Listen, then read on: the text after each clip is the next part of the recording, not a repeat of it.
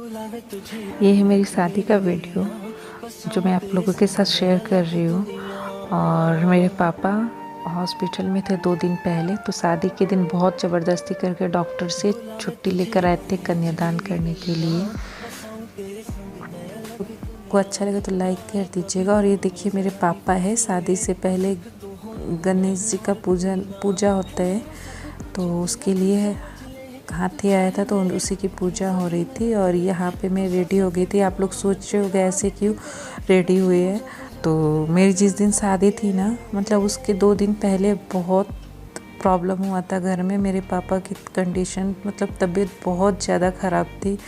शादी के 1 दिन पहले पापा हॉस्पिटल पहुंच गए थे, बहुत सीरियस कंडीशन में थे। जिस दिन मेहंदी लगी थी उस दिन पापा मतलब डॉक्टर फ़ोन भी किए थे कि हालत बहुत सीरियस है, तो घर में रोना धोना सब स्टार्ट हो गया था।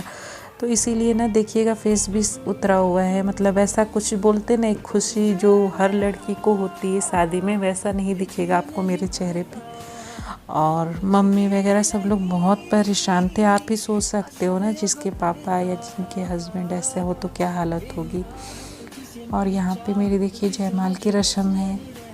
और देखिए पहले कैसे दिखते थे ना, 2009 में मेरी शादी हुई थी, तो यहाँ पे देखिए जयमाल की रस्म हो रही है। और जैसे मतलब जो भी जल्दी जल्दी में जैसा हुआ था डेकोरेशन वैसा ही मतलब हो गया था। तो लेकिन फिर भी ठीक है, माता रानी की कृपा से शादी अच्छे से हो गई। पापा दूसरे दिन भी हॉस्पिटल, जिस दिन मेरी विदाई हुई ना मॉर्निंग में, तो पापा की भी तबीयत बहुत ख़राब थी, तो शायद पीछे से पापा का भी एम्बुलेंस गया था। मुझे कुछ नहीं पता था, मुझे 3-4 दिन के बाद मालूम पड़ा था कि पापा आईसीयू में थे। और बहुत मतलब कंडीशन बहुत क्रिटिकल थी, इसलिए मुझे भी नहीं बताया गया था। तो बोलते ना शादी इंजॉय जो होता है ना एक लड़की का सपना, वो कोई कुछ भी नहीं हो पाया था मतलब। लेकिन ठीक है, जो होता है अच्छे के लिए होता है। सब कुछ ख़राब हो के अगर बन जाए तो वो बहुत अच्छा होता है। भगवान की बहुत कृपा होती है, माता रानी की बहुत बड़ी कृपा थी, जो सब कुछ बिगड़ के भी अच्छे से बन गया। तो देखिए यहाँ पे जयमाल के बाद टीका वीका लगा रही थी। और उस टाइम आप सोच सकते लड़की का एक तो कंडीशन भी कैसा रहता है ना, सबके सामने जयमाल, एक तो नर्वस भी कितनी रहती है। और वो मेरे पापा और बीच में मम्मी, और जो चश्मा लगाए ना वो मम्मी के मामा लगेंगे। तो देखिए, और ये मेरे बड़े चाचा है, बड़ी चाची है, और वो मेरे पापा और चाचा के मामा जी हैं। और वो जो बच्ची बैठी है ना, वो मेरी भाभी की बेटी है, जेठानी की। और देखिए मेहंदी का कलर भी नहीं चढ़ा है, क्योंकि बोली थी ना जिस दिन मेहंदी लगी थी, शादी के 1 दिन पहले उस मेहंदी लगवा ही रही थी, तब तक हॉस्पिटल से फ़ोन आया। मैं छत पे मेहंदी लगवा रही थी, अप्रैल में हुई थी शादी। तब तक मम्मी के रोने वोने की आवाज़ आई, तो फिर मैं मतलब एकदम से मतलब एकदम सब मेहंदी वगैरह सब हटा ली थी मैं। आप ही सोच सकते हो ना, जिसके घर का माहौल ऐसा हो जाए, डॉक्टर जवाब देते हो, उसका क्या हालत होगा। और यहाँ पे मेरी मम्मी हैं, और कुछ तो यहाँ पे रस्म हो रही है। मैंने बहुत छोटा छोटा क्लिप लिया है, क्योंकि बड़ा क्लिप नहीं ले सकते। और गाने तो बहुत अच्छे अच्छे थे। और ये सब मेरी दीदियाँ सब, मतलब बुआ, चाची, मामी, जो भी ये सब लोग हैं। और ये मेरे ससुराल से गहने और साड़ियाँ आई थी, कुछ तो 13 साड़ियाँ थी, और हार, चूड़ी, और उसके बाद मांग टीका, नथिया, पायल, यही सब आया था।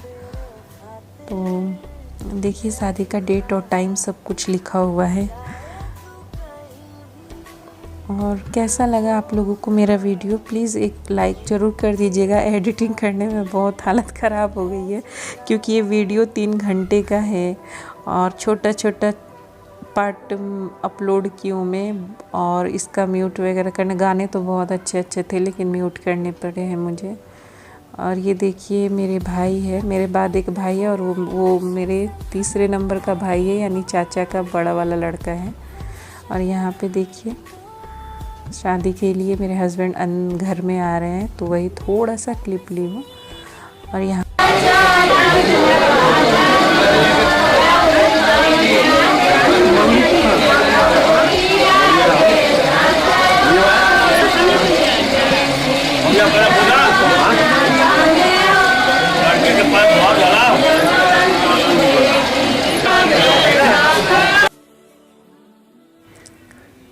पे हो रहा है, कन्यादान की रस्म हो रही है यहाँ पे।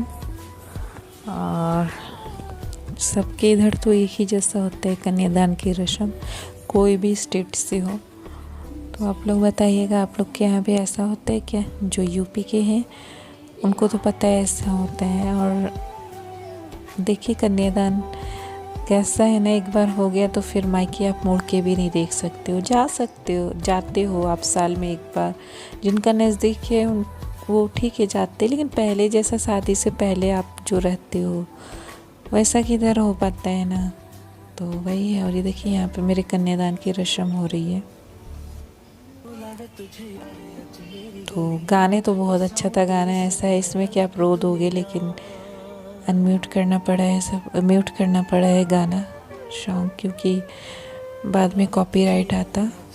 और यहाँ पे सब रस्में हो रही है और यहाँ पे लावा मिलाई होता है।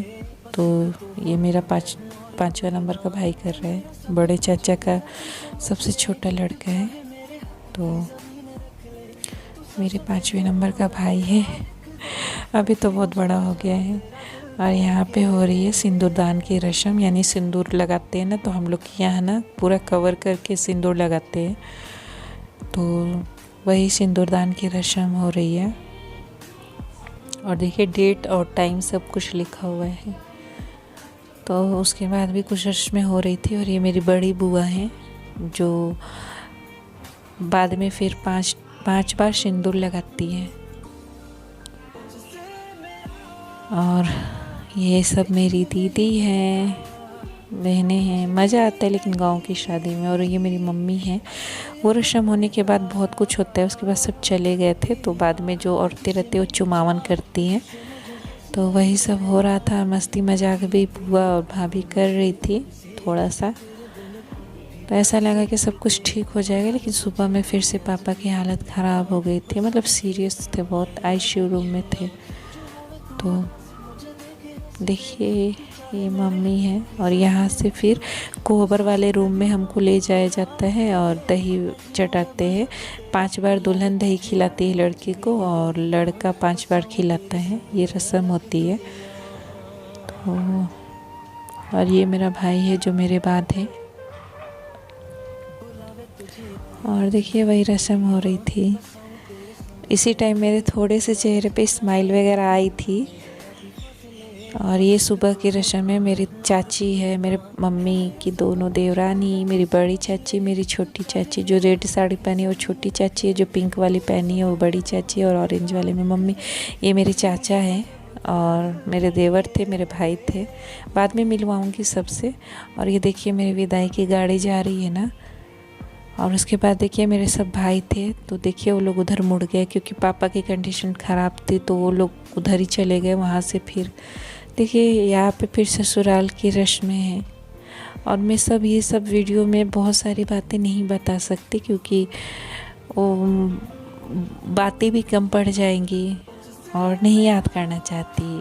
बुरी चीज़ों को भूल ही जाओ तो अच्छा है ना। अगर सब कुछ आपका बुरा होते होते अच्छा हो गया हो तो बुरी चीज़ों को भूल जाना चाहिए, हमेशा अच्छा याद रखना चाहिए। तो सब माता रानी की कृपा है, इसलिए मैं हमेशा माता रानी करती रहती हूँ, क्योंकि सब कुछ उन पे छोड़ा हुआ रहता है ना, तो टेंशन नहीं रहता है। तो देखिए यहाँ पे ना जब दुल्हन आती है ना तो एक ही टोकरी में पैर रख के अंदर ले जाते हैं। तो वही हो रहा था। और यहाँ पे 5 दाल की पूड़ी रहती है, तो वही तोड़ा जाता है, लड़की टच करती है खीर को। और यहाँ पे सब मेरे बड़े पापा की बहुएं, यानी मेरे सब जेठानियाँ हैं। तो कैसा लगा आपको मेरा वीडियो? प्लीज़ लाइक और सब्सक्राइब ज़रूर कर दीजिए।